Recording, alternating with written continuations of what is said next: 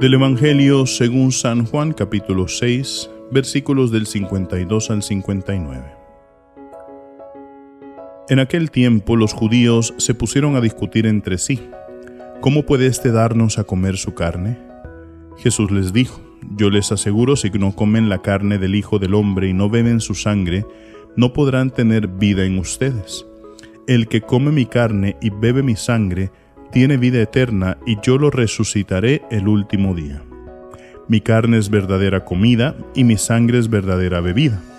El que come mi carne y bebe mi sangre, permanece en mí y yo en él. Como el Padre que me ha enviado posee la vida, y yo vivo por él, así también el que me come vivirá por mí. Este es el pan que ha bajado del cielo. No es como el maná que comieron sus padres, pues murieron. El que come de este pan vivirá para siempre. Esto lo dijo Jesús enseñando en la sinagoga de Cafarnaúm. Palabra del Señor. Queridos hermanos, estamos llegando casi al final de esta tercera semana del tiempo de Pascua, y en este viernes hemos escuchado prácticamente ya el final del discurso del pan de vida, que lo hemos venido escuchando a lo largo de toda esta semana, y comienza justamente haciéndose la pregunta los judíos: ¿cómo éste puede darnos a comer de su carne y de su sangre, verdad?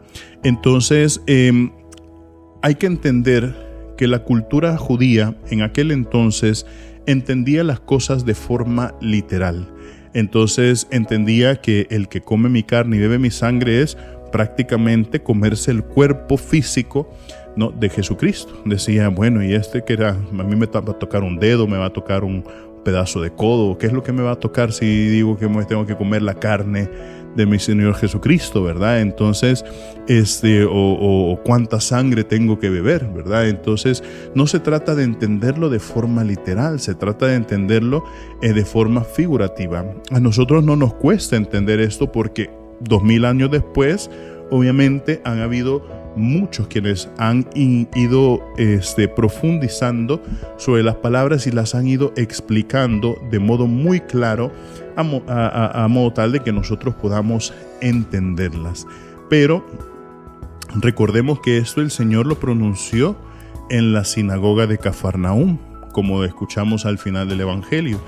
Los discípulos, los apóstoles, todavía van a quedar un poquito en duda, y eso lo van a entender prácticamente cuando lleguen a la última cena, cuando el Señor toma las especies del pan y del vino y dice: tomen, esto es mi cuerpo, tomen, esta es mi sangre.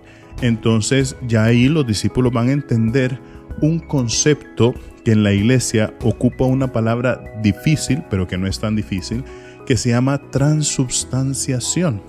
Esta palabra que se llama transubstanciación, lo que quiere decir es que la sustancia, la esencia de las especies del pan y del vino se transforman realmente en el cuerpo y la sangre de nuestro Señor Jesucristo, aunque la materia, digamos, el compuesto del pan y del vino se mantiene intacto.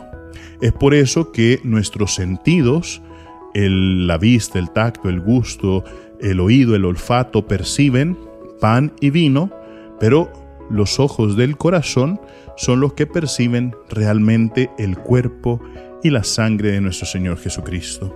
Esto lo hemos ido aprendiendo debido al catecismo, debido al ver la presencia real de nuestro Señor Jesucristo en la Eucaristía.